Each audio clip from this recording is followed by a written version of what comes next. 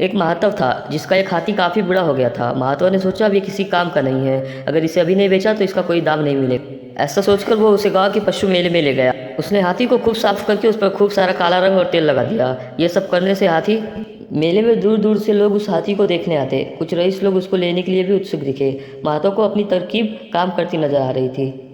एक दिन हकीरा भी मेले में पहुंचा। वो हाथी देखते ही अपनी भौं सिकोड़ के खड़ा हो गया। वो हाथी को कभी आगे से कभी पीछे से देखता। महावत का तो जी आधा हो गया। उसको लगता है इस आदमी को पता चल गया कि हाथी बूढ़ा है।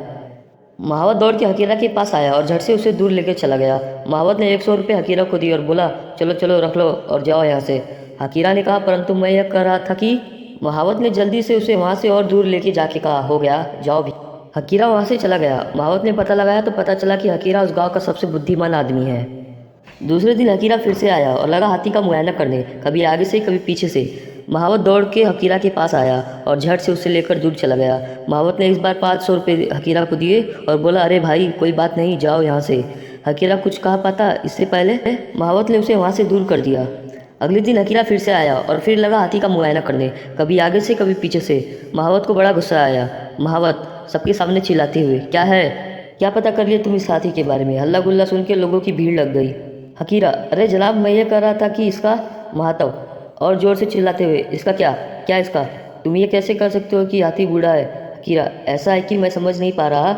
महातव, अरे क्या समझ गए, क्या नहीं समझ पा रहे। चलो मैंने माना कि हाथी बूढ़ा और बेकार है, तो क्या। जाओ यार, तुम्हारे गांव में मुझे सौदा नहीं करना। लोगों को आश्चर्य का ठिकाना नहीं रहा। लोगों में कानाफूसी शुरू हो गई। हकीरा, मेरी बात तो सुनिए। महावत सर पर हाथ रख के बैठ गया। जाओ यहाँ से यार, मैं मान गया तुम बहुत बुद्धिमान हो। हकीरा, मेरी बात तो सुनिए।